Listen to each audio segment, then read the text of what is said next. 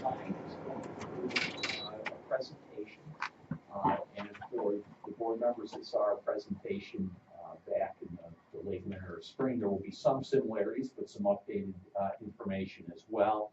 I'll go through some of the slides. Jason will go through some of the slides. Rob will talk about the schedule at the end. And then Ernie will be talking a little bit about the brochure that we have out, covering a couple of key points in there that we want to make sure everybody's aware of. And obviously we'll turn it open for some questions at the end. So we've got quite a team that's been involved in the project. You can see our team at FEH BOCES, then component school district boards of education, superintendents from the districts, business officials, our architects and engineers.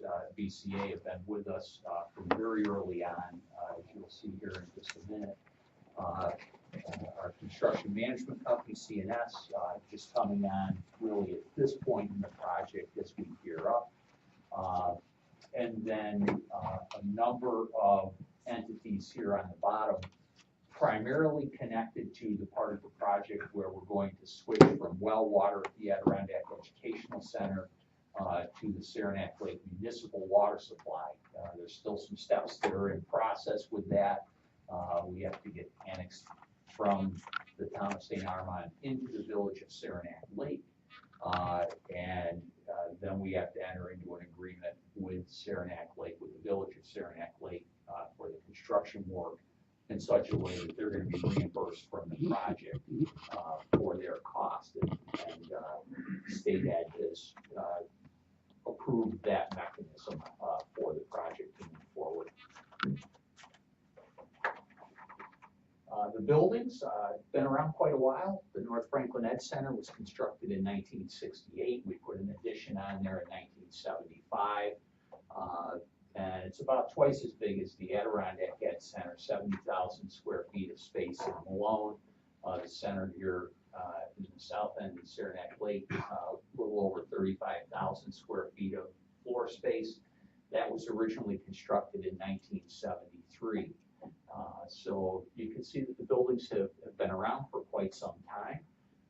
And it's not like we haven't done any work on these. If they've needed a boiler, of course we've taken care of that. If they've needed a roof, we've taken care of that. We've done some individual renovations. The most recent one at the Adirondack Educational Center, probably going back at least 6 years now, the renovation of the culinary arts classroom. So I don't want to leave anybody with the impression that we haven't maintained our facilities. We have, but this is really the first comprehensive project that we've undertaken on either of these facilities, going all the way back to the original construction. The buildings obviously had to be evaluated to determine what we were going to put into the scope of this project. Some of this we just know from keeping track of our buildings over the years, our operations and maintenance crew, addressing certain things, keeping track of what's coming towards the end of its useful life. Then a couple of things that State Ed expects every school district to do: the annual visual inspection that takes place, and then a more comprehensive building condition survey, which every school district in BOCES undertakes on a 5-year cycle. We did that as well as Lake Placid and the rest of the districts around the state in 2015. And when we got the information back from that, BCA worked through that process with us. That really was an impetus to move forward with some more in-depth planning. And we convened a facilities committee. There were meetings for probably the better part of a year, resulting in the scope of work, which in essence is our long-range plan. When we do this work, obviously, we're thinking a long way out that these buildings are going to serve the students here for years to come. And we're really looking forward to having that in place. The goal of the project is really quite simply, we want to align the facilities and equipment technologies to allow continued high-level instruction and better prepare students to be competitive in their post-secondary pursuits. At the end of the day, the students that are coming to these facilities for career and technical education, new vision programs, alternative education programs, we need to make sure that we're providing state-of-the-art education in appropriate facilities so that they are prepared when they graduate from high school. A couple of major areas of focus, health, safety, and security. Obviously, one area that we're looking at, provide updated classroom and lab spaces, replace aging and failing systems and equipment, and enhance energy efficiencies to reduce operating costs. And at this point, I'm going to turn it over to Jason to walk us through some of the specifics. Thank you, Mr. Shipper. You're welcome. Okay, so as I go through these slides, you see that we broke them up into 4 different categories. And those being the educational space enhancements, health, safety, and security, energy efficiency, and maintenance of physical plant. And those will follow along with the newsletter that you will be receiving in the mail shortly, as well as the newsletter that shows up on the OC's website. So starting with the Adirondack Educational Facility, I'm going to try to point here, it's a little easier. We'll start with this green area, and right now, alternative ed classrooms are kind of spread out throughout the school. So we'd like to consolidate them in one area so they can take advantage of the adjacencies that they would take advantage of if they were in a home district. So we're going to renovate this space for the alternative ed program. We have 2 classroom spaces, traditional classroom spaces, a computer lab, a programming, coding, computer lab, as well as a small gym cafeteria. The reason for the small gym and cafeteria is because at this particular facility, there are full-time students. Most full-time students need a gym space and a place to eat their lunch. Okay, moving clockwise. This is the culinary arts area. And to offer expanded programs, we're going to create a small cafe down in the corner here. And also, currently, there's a conference room right here. And the conference room is used quite a bit of the time. When it's not used, culinary arts will use it as a classroom space. But most of the time, they have their classrooms in the kitchen itself. They don't really have a traditional classroom space. So when we move some of the alternative ed classrooms out of this area over here, we'll move the conference room over here, renovate this space for a new conference room, and create a culinary arts traditional classroom space in that area. Across the hall in this blue area is the cosmetology, and cosmetology currently goes to about where this black dash line is right now. The rest of this is a covered colonnade. And again, like with the culinary arts, they want to offer some expanded programs like spot care, and they're going to need some more space to do that. So there'll be a bump out addition underneath that colonnade to create more square footage. And then in the building trades classroom, in the shop area actually, they have an area that's set up for a classroom space. Again, not a traditional classroom space, there's no walls. The computers and the desks are all dusty when they're doing their work, so we're going to close this up and create a traditional classroom space. Okay, on the south side here, for the natural resources program, we're going to add a greenhouse again to enhance the educational experiences for the students there. Renovate the auto tech shop. Hybrid cars, electric cars are no longer something of the future. They're here and they're here to stay. They're becoming more popular. BOCES have a great idea to give the students every opportunity they could for this new technology. We're going to renovate this area and create a space to allow the electric and hybrid car repair to take place. This is the current health occupation room, and they have a need for a handicapped bathroom and shower. We're going to create one in this corner. And they have a little bit of unused space with a walled area in this corner. We're going to take that out and renovate the space completely. And then we have renovation of the main office. Right now, we're going to take the conference room and move it out back and have the main office in the front here. One reason is because, you'll see on the next slide, we're going to create a secure vestibule, and this will allow people to come in and sign at the main office as opposed to having a conference room there. The offices in the main office area will be large enough to have a desk for the principal and the counselors, as well as a table for about 5 people, so that the counselor, student, their parents, and the principal can have private meetings there if they need it. Security. All corridor doors are required to be fire rated. You see that right there is all glass, it's not fire rated. Many of the doors are similar to that, where they're not fire rated. We replace all the corridor doors. Codes change every 3 years. There's always enhancements every year. One of those enhancements is the fire and smoke systems. There's a requirement for more fire and smoke devices. So when this was installed, originally it met the code, but it currently does not. So we're going to upgrade that. We're going to renovate every bathroom in the building for ADA compliance. And then again, here's a secure vestibule I talked about earlier. Energy efficiency. There are just a few pieces of equipment that have pneumatic controls. So we're going to replace those. The school has done a great job of replacing those over the years to make their buildings more energy efficient. We'll finish the job in this project. We have overhead doors that I believe are original to the 1973 building. You can see where they replace sections here and there. And those along this side. We're going to replace those with a thermal unit, as well as replace all the air handling units that are maintenance headaches and are original to the 1973 building. And then the physical plant upgrades. Currently, there's an underground fuel tank right here. Right now, there's no issues with it. It's not leaking or anything, but we are going to take that, move it, put an above ground tank in the back, and then fill that in. Existing reconstruction of the pavement. You can see we're starting to alligator crack significantly. Once that starts cracking, the water will hit the sub base, start to get the pumping, and it will just continue to deteriorate. Concrete sidewalk replacement. Same thing. Once the water gets to that sub base of the sidewalk, it'll just continue to deteriorate. Masonry rehab throughout the building. You can see where some of that masonry is starting to deteriorate. We want to stop the water from creating within the cavity of the wall space. Partial exterior door and window replacement. Those could also be considered energy efficiency items. PA system replacement. CUVs, classroom unit ventilators. Those are in these classrooms. We're going to replace those. Part of the heating system. Water access, Mr. Chief mentioned at the beginning, and then upgrade the Wi-Fi throughout the facility. And then at the North Franklin Education Center, as you read through the scope, you'll see that it's very similar to the one we just went through for Adirondack. I won't read through the whole thing, but you can see that it's a very similar scope to what we talked about at Adirondack Educational Center. And there's a lot of detail on the school's website. I'll break all this down for you too. And now we'll turn over to Rob, talk about the schedule. Okay, thanks, Jason.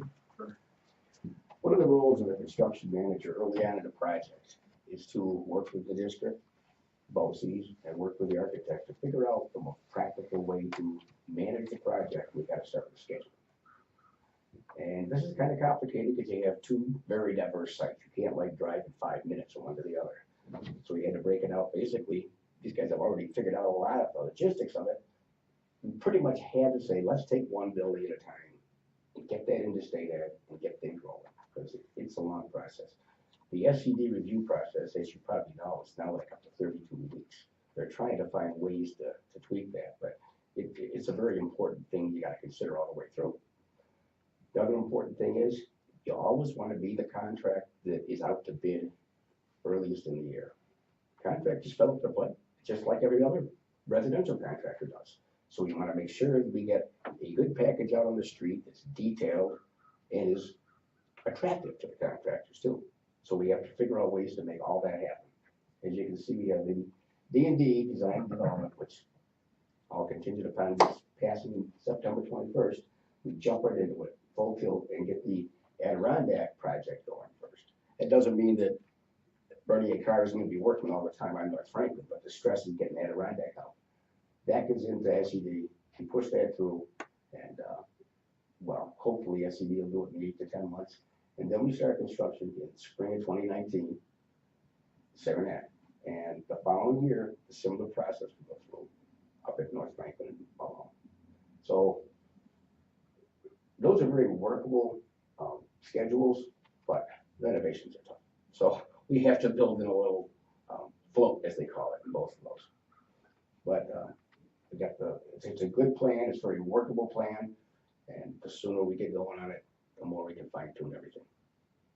And am I reading that right? 6 months to complete the renovations at Adirondack Ed Center, is that correct? And then the following year, so That is the about base. Just that. right now, yeah, there'll be odds and ends. We'll be finishing up in the late fall. Some of the stuff that is the critical path, but we have the restrictions of most everything has to be done over the summer months. Right. And that's one of the things we'll do when we get into more detail is figure out what we could start early.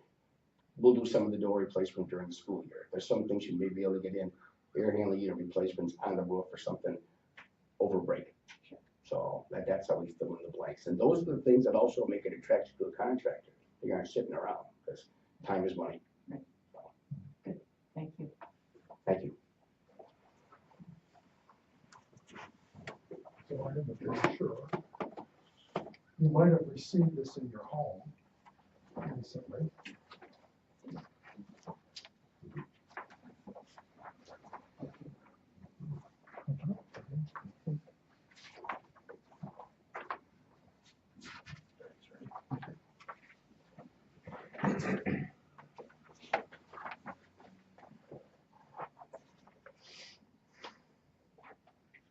So I'm just going to highlight certain key things, and if you go into the second page on your right-hand column here, it's entitled here's how the money will be spent. All right, so you have a small paragraph, a couple of paragraphs that outline everything that we're going to do. But if you'll notice that there's a site that you can go to underneath that article that's on the BOCES website, and it gives you a detailed account. It's a 15 pages of everything we're going to do in both the North Franklin Ed Center as well as the Adirondack Ed Center. So it'll itemize what we're going to do, all right, and why, and how much it's going to cost. All right. So if somebody really wants detailed knowledge, so that's actually a 15-page document, and obviously you couldn't put that on a brochure. So that's a key thing when you go to our website if you want to learn more. The second thing, if you move to page 3 in the left-hand column, it says who is eligible to vote. All right, and we've been told by our lawyers that we can do this. Okay, an individual does not have to be registered to vote. Okay, in this election. All right, on Thursday, September 21st. All you have to do is to be a United States citizen. All right, be 18 years of age. All right, and be a resident. Okay, of the Franklin Estate Hamilton BOCES. And so people who are running the polls will be asked if it's necessary to provide an ID, which would show all of that. And they're also signing, when they sign the log, they're all testifying to the fact that they've met those 3 qualifications. So they do not have to be registered to vote. The other thing that's a little bit different about this vote, it's a BOCES-wide vote. So that means if you live in Lake Placid and you happen to work in Malone, you could actually go to the Malone voting site and vote there. Or if you live in Tupper Lake and you work in Racket Lake, you can actually vote in Racket Lake. So that's something that is unique, okay, to a BOCES-wide vote. The other thing is, what if I cannot vote on September 21st in person? By law, we must provide absentee ballot for someone. And so that I have applications for an absentee ballot. It's also in our, so if you need to exercise that option, it's all lined up, and you just call. I can give you an application, or you can go on the website and get an application, or contact Lisa Master, our board clerk. We'll plan to leave some, I think, with maybe Karen, to leave tonight. And then, when and where do I vote on Thursday, September 21st? I just want to point out a couple of the unique things that are there. Lake Placid, keeping to your traditions, you can vote in 2 locations. You can vote in Wilmington as well as in this administrative building between 10 a.m. and 8 p.m. on that day. The other thing I'd like to point out, if you decide to vote in Saranac Lake, the voting will occur at the Adirondack Ed Center in the foyer during that time frame. So that'll be the location if you're in Saranac Lake and you want to vote. Or again, you can vote in any other site. And then in the north end, people who live in the Malone district, if they choose to do so, they'll be voting at the North Franklin Ed Center. Otherwise, people are voting, okay, in their local school districts. So, it's sort of a few things that I want to point out that's part of this brochure. At this point, we would open it up for questions. Question, Steve. When the project gets rolling, this might be more for you. How long will it take to, say, renovate that, like, for example, the automotive classroom? And will that just happen over the summer? Or will there be some need to, get creative about space utilization and move classrooms or, combine condensed? You may or may not have any sense of that yet, but I'm wondering if that's Yeah, been gone through. I'll take a stab at it, and then you can jump in, Rob, if you want. My experience was with past experience was with a $27 million project when I was the assistant superintendent in Malone, and they renovated the high school there in 2001. Everybody had to be flexible. There was quite a bit of as that project unfolded.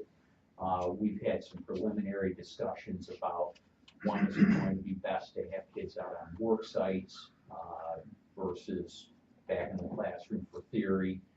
So a combination of moving within the building and utilizing external sites when it's appropriate. It's probably a little bit of an advantage in CTE that we do have a fair shot at the time where kids do go out to external work sites. So Well, that's definitely true. I was thinking though of the disadvantage of the fact that some of those classrooms are so specialized, Yeah. like, the automotive classrooms, is specialized space. So I can see how that could, bring out some new complications. Renovations are always tough. I'm doing a $37 million renovation right now at Salmon River. Yeah. So, it's very important to identify any hazardous materials up front. Usually it's asbestos, because you have to abate that before you can do any renovations. So these are the key things we always look into. We'll be diving into all of those as soon as possible, like September 21st. Just like Steve said, you have to be creative and flexible. And that's why, as I say, we do a flexible schedule. If you get stymied at A location, make sure we have a B location so you don't lose that impetus. Nothing's worse than having a contractor to demobilize and then remobilize for a lot of good reasons. And it's key to keep things going at more than one location and getting materials. If you have a long lead item, we call it, like doors and windows, 18 to 26 weeks, depending on what you get. You better get out of the gate quick on that stuff. So those are the things we'll be looking at, is making sure those are priorities. And we will have to look at it program by program. Natural resource sciences, they naturally spend a lot of time outside. Auto tech, not as much. So, that's auto tech probably a priority to get done in the summer months where that greenhouse, for instance, well, if they're still working on that in September, it's probably not a huge issue for us. See, this question for the architects probably. So when you're putting all this package together and obviously you go out and bid on all these services that need to be done here. Is there a general cost per square foot that you look at, or is it all chopped up with, plumbing, electrical? Is it all? What do you guys use? There's no short answer, but it's actually both. We do a basic per square foot cost, a rough estimate, and that's actually, Jason's done a very good job. If you look at that 15-page spreadsheet, it's well broken out. And in some cases, it is per square foot. In some cases, we just know that these are certain specific items. Mm-hmm. So what is a general ballpark figure on square footage cost per square It foot? depends on the program, but they could range anywhere from $65 a square foot to $165 a square foot. So specialized programs like the auto body would be more than a traditional classroom. So depending on how much mechanical equipment there is and how much electrical we have to provide, how much data provide, if there's any plumbing, all that will factor into what type of renovation we're doing in those spaces. But we have that, like Rob said, we have it all broken down on that spreadsheet, so you can get a feel for how different areas and different scopes of work affect that cost per square foot. Once we get the referendum passed, we will start doing 3 levels of estimates. An initial preliminary estimate, which it's already done pretty much. and then a design development estimate, which is usually 30, 60, 90% of completion.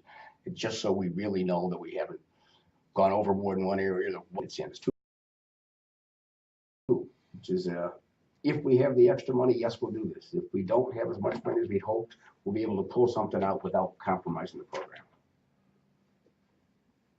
Thank you. This is kind of dovetailing on Leonard's, so when you're talking about cost per square foot, I think the answer was it depends on the space. So it is not one, one number, it's multiple, depends on what you're looking at. Correct. As you described. So I guess from a construction management standpoint, do you guys have any kind of like lean construction technologies and methodologies that you use with the subcontractors as you bring them into the project? You're not familiar with that? Okay, so you guys are going to put bid packages out for different trades. These people will come in. How do you ensure that the workflow?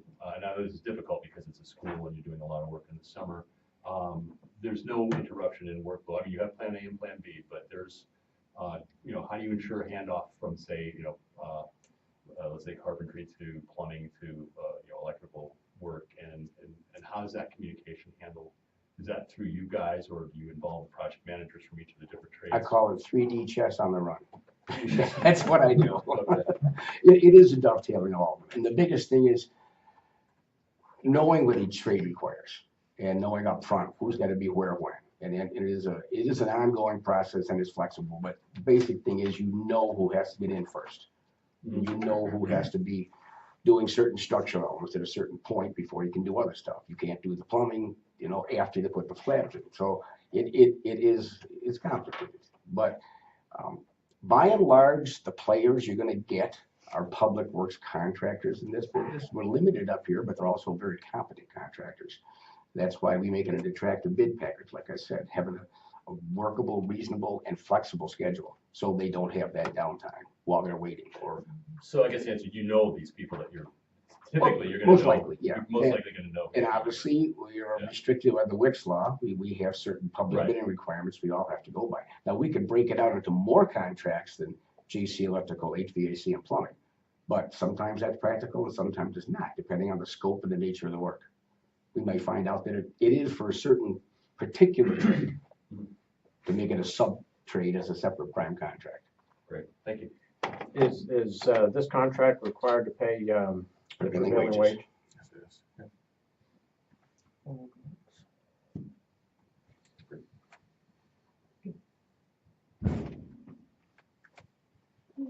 You have a question? Thank you. Thank you so much. Nice to meet all of you. Remember voting the 21st of September? And we're going to leave some absentee ballots right here. Got to meet somebody else. Oh, sorry. Hi. I can give these out then, Steve? Yeah, and once people complete it, they mail it to Lisa Mastery, and Okay, then she mails the ballot to them. okay. They fill Now, out the are they ballot. allowed to give the ballot to me here on voting, like before voting day? Or do they have to give it to, mail it back to her? I believe it has to come to the clerk by 5 p.m. On that day? It's listed right on there, but I think it has to be in Lisa's hands by 5 p.m. And basically, once they turn this in, what's the ballot, we have three things. There's the ballot, there's a set of instructions, the ballot, and then an envelope. So once they, the ballot's easy, it's just yes or no. Right. It's a proposition, pull that and put it in the envelope. Okay, On the front of the envelope, there's some information that the person has to fill out. Then they have to flip the envelope over, and sign it. sign it, and Yeah. date it on the Okay. back. It's probably Perfect. similar to what you Yeah. have for absentee ballots and a school board election. Excellent. Thank you. Yeah, you're welcome. And if there's kids going off to college, they can send that in, get the ballot mailed to them, do it before they leave for college. It's an easier step than trying to track them down once they're off. And I see you have the application also on your website. Yeah. Thank you so very much for coming. Thank you. It's always great to see the smiling faces in the class. It brings back a lot of great memories. Good. Al, I mean, we've got our director of management and finance hired, so if you have any interim openings or whatever, Ernie's gonna be available. I'm going back to retirement. Good night, everybody. Good night. Again. Yeah, really.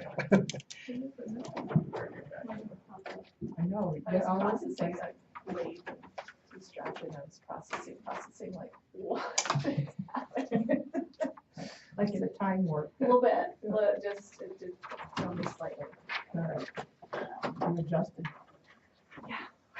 Yay. All right, I'll call the meeting to order. Everybody please stand for the pledge of allegiance. I pledge allegiance to the flag of the United States of America and to the republic for which it stands, one nation, under God, indivisible, with liberty and justice for all. So we have the consent agenda, and you'll notice that I just put most everything on there.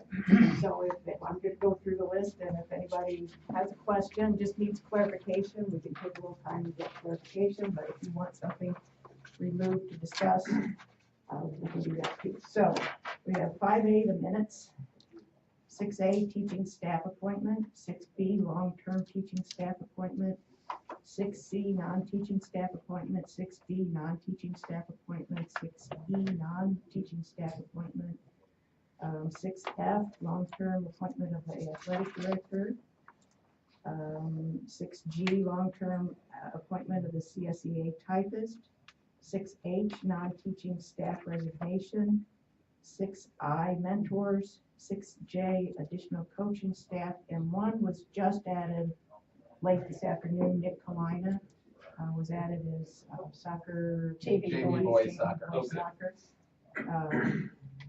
And then 7D, special education. That's the list of the items on the consent agenda. Does anybody have a clarification question or want one of them removed for discussion? The long-term, typist, if that can go. Okay. Come out of the thing, and can you, I missed is it the additional coaching? Yes, long-term, yes, additional coaching Coaching was staff the- for the fall was the list that was there, plus Nick Kalina was added for JV soccer. JV boys. JV boys soccer. Full coach? Yeah. Okay, I just hadn't seen it. Yeah, that just got added. I'm fine with that. Okay. I'm okay with it staying on the consent, so. So let me. I have one clarification question. 6C.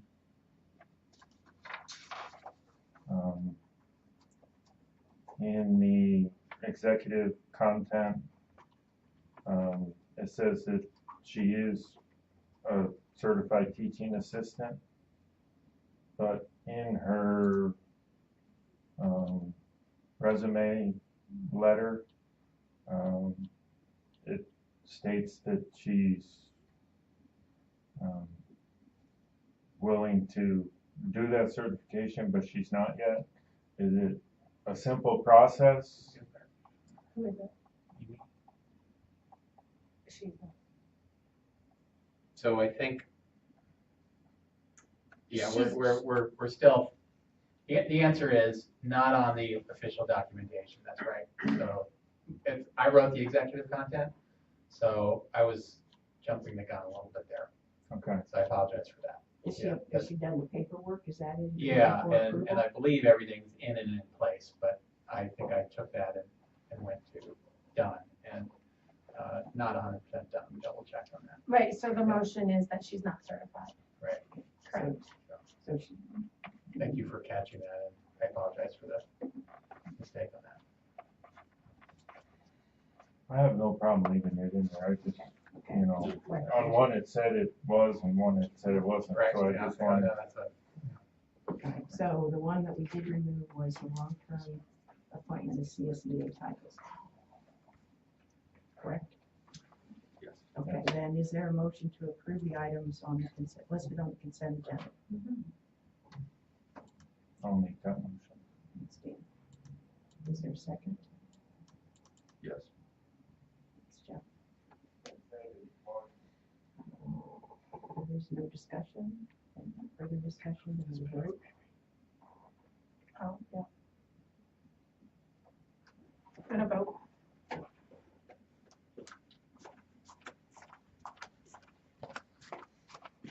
And motion carries 5-4. Great. For the good of the cause, you have time set aside. John and Marty, do you have anything to say for the good of the cause? Okay, all right. The reports, treasurer's report, are there any questions on the treasurer's report? Great. The audit committee report, Dan and I, and Karen Meister did meet with the auditor. I don't remember the exact date, in July. But we met with them, we went, about that time. He went through, we did ask him to go through the process, since Dan was there for the first time. He gave us a pretty detailed description of the process. We asked him, we said, you know, as a small district, one of the things we're always concerned about is the checks and balances and the oversight to make sure that's in place. So we did ask him to pay specific attention to that. But that was about it. You have anything to add? No, no, I think that. Superintendent's report. Just when you thought you were moving quickly. I do have a few things to report on tonight.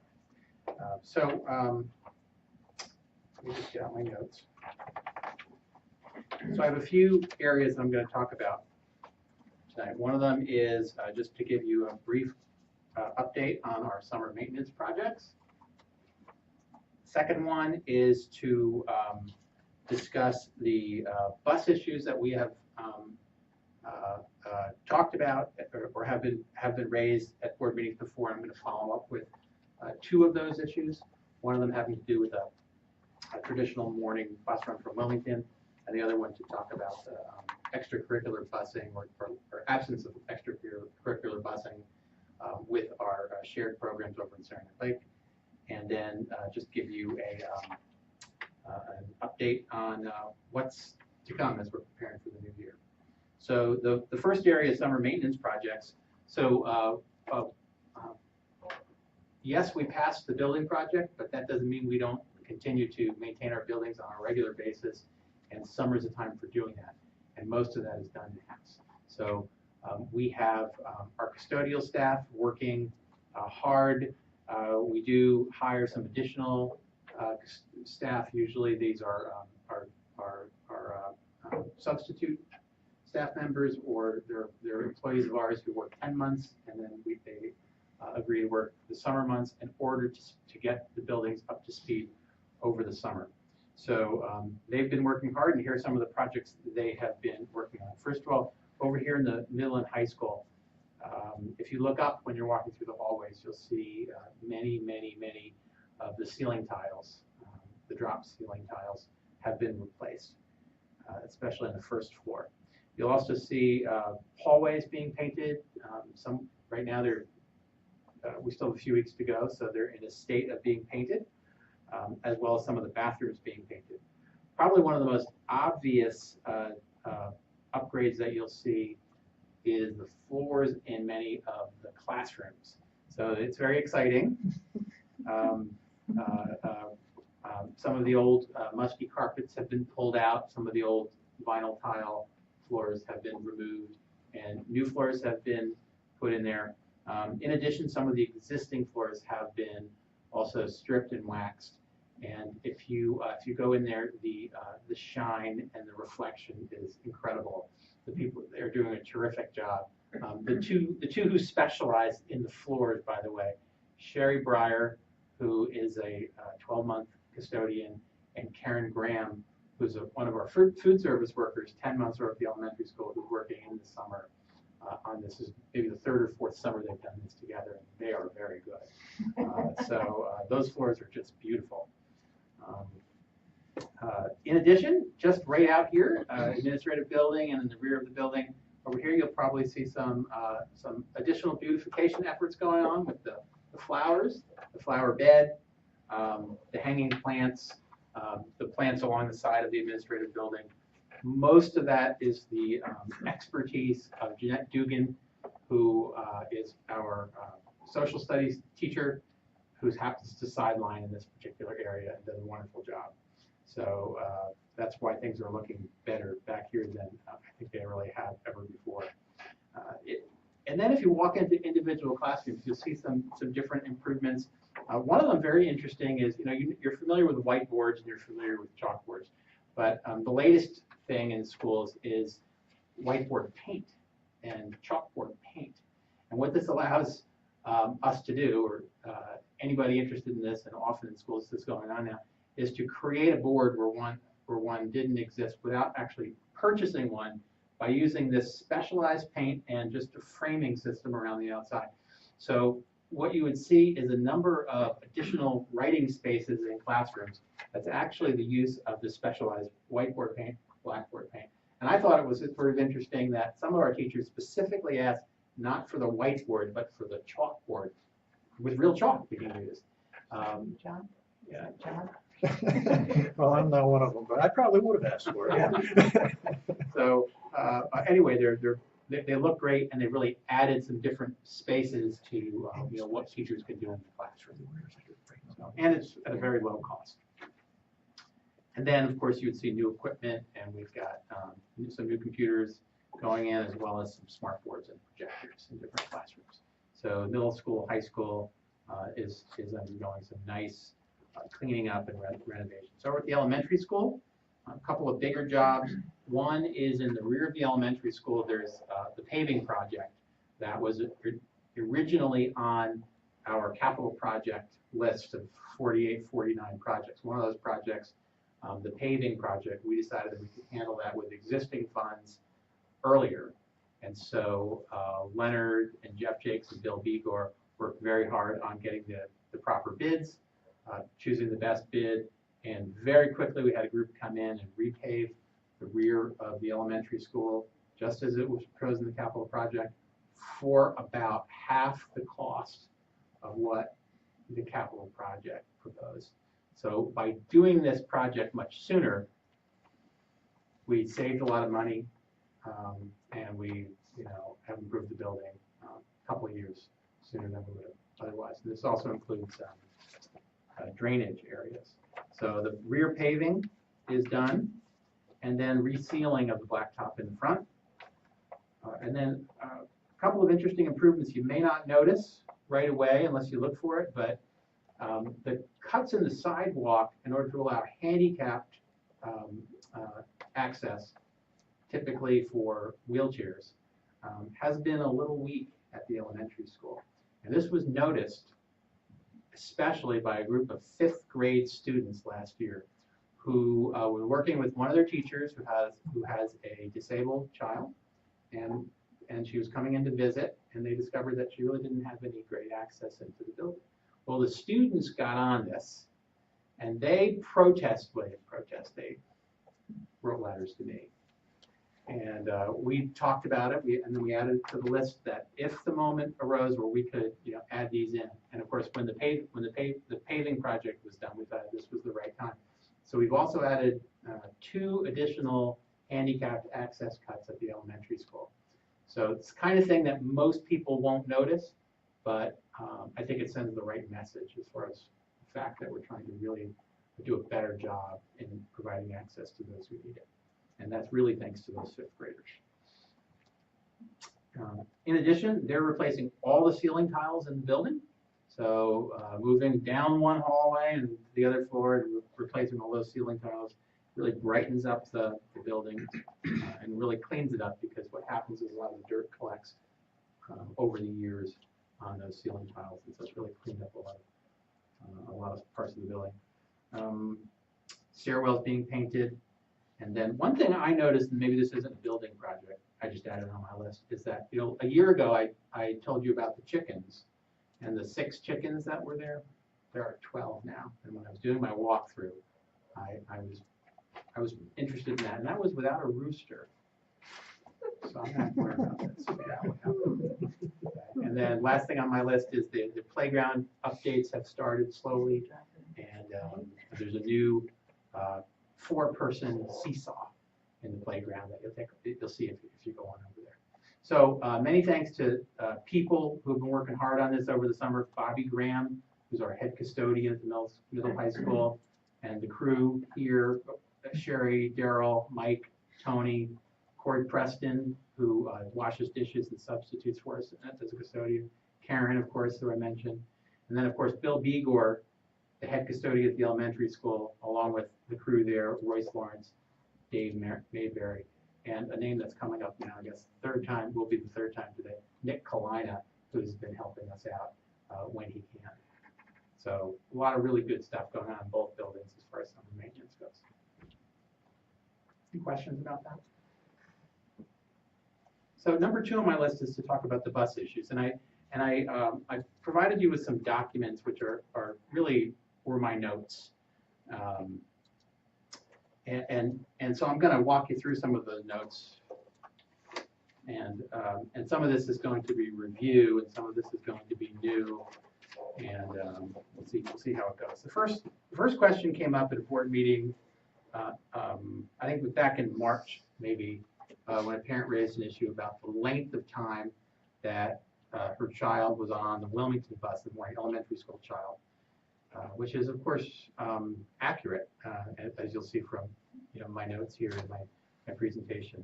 Part of my notes involves a map, so you want to put that map up just in case. And I like I said, these are my notes. I handwritten arrows on there with some colors. I decided better to get the information out than to spend the next week trying to figure out technology to make it look prettier.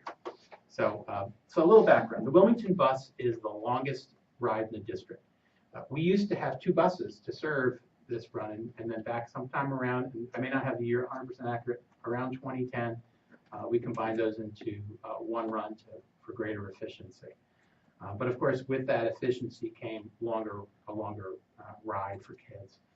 Questions were raised last year about the length of this run, which in general will pick up the first student at 6:55 a.m. and arrive at approximately 8 a.m. at the elementary school.